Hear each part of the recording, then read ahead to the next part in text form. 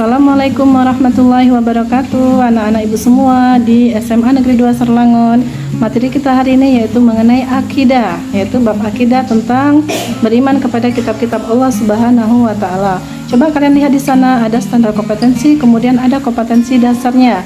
Yang pertama yaitu menampilkan perilaku yang mencerminkan keimanan terhadap kitab-kitab Allah, menerapkan hikmah beriman kepada kitab-kitab Allah Subhanahu wa taala.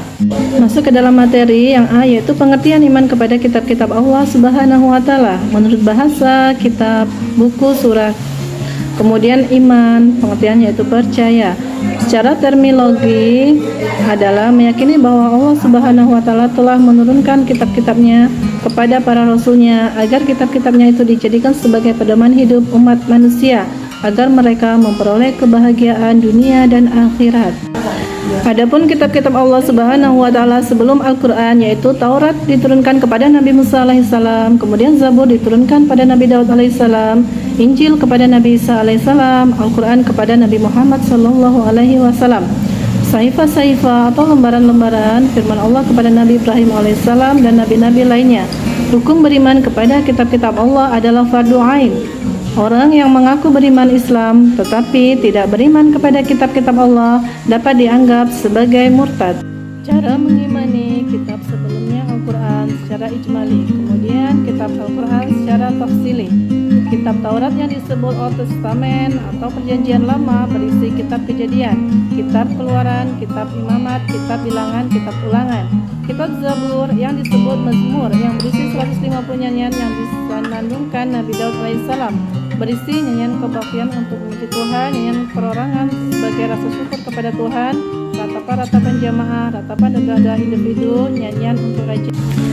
Sikap perilaku beriman kepada kitab-kitab Allah Subhanahu wa taala. Yang pertama yaitu mengakui dan menghormati kedudukan kitab-kitab Allah sebelum Al-Qur'an. Ada di dalam Quran surah Al-Imran surah ketiga ya. Ibu bacakan dulu bacanya yaitu Bismillahirrahmanirrahim. Wa anzala Taurata wal Injil min qablu hudan linnas. Artinya, dan dia Allah menurunkan Taurat dan Injil sebelum Al-Qur'an menjadi petunjuk bagi manusia. Kemudian yang kedua, meyakini dan mengakui bahwa kitab suci Al-Quran merupakan kitab yang paling utama dan paling akhir diturunkan. Yang ketiga, meyakini dan mengakui bahwa Al-Quran merupakan pedoman hidup untuk seluruh umat manusia. Yang keempat, menjalani hidup hanya untuk beribadah menyembah Allah Subhanahu wa taala. Fungsi beriman kepada kitab-kitab Allah Subhanahu wa taala. Yang pertama, mempunyai iman yang kokoh dan tangguh, berada dalam hidayah dan petunjuk Allah. Kemudian, taat beribadah kepada Allah dengan benar, menumbuhkan sifat sabar, syukur dan jauh dari sifat sombong. Yang terakhir, bersikap optimis dalam hidup. Hikmah beriman kepada kitab-kitab Allah Subhanahu wa taala. Yang pertama, mendapat pahala dari Allah Subhanahu wa taala. Yang kedua, menjadikan Al-Qur'an sebagai pedoman hidup sehingga akan memperoleh kebahagiaan dunia dan akhirat. Kemudian yang ketiga, terdorong untuk meningkatkan kualitas diri karena Al-Quran mendorong manusia untuk mempelajari ilmu pengetahuan dan teknologi.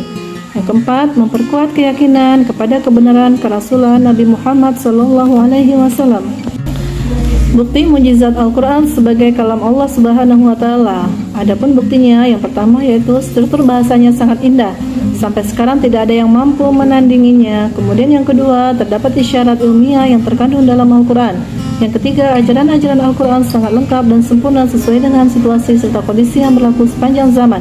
Adanya ayat-ayat yang menjelaskan masa-masa yang akan datang yang berada di luar jangkauan akal manusia dan yang akan dialami manusia seperti kehidupan di alam barzah dan alam akhirat. Ayat-ayat Al-Quran yang berhubungan dengan ilmu pengetahuan dan teknologi. Bismillahirrahmanirrahim. Wa innalakum fil an'ami la'ibrah. Yang artinya, dan sesungguhnya pada binatang ternak itu benar-benar terdapat pelajaran bagimu. Quran surah An-Nahl ayat 66. Kemudian Bismillahirrahmanirrahim. Wa nafsi wa ma sawaha wa hamaha fujuraha wa taqwaha qad aflaha man zakkaha wa qad khaba man dassaha. Yang artinya, dan jiwa serta penyempurnaan ciptaannya, maka Allah mengilhamkan kepada jiwamu itu jalan kefasikan dan ketakwaannya. Sesungguhnya beruntunglah orang yang mensucikan jiwa itu, dan sesungguhnya merugilah orang-orang yang mengotorinya.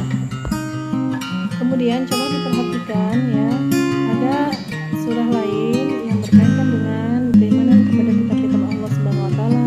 Ada di surah Muhammad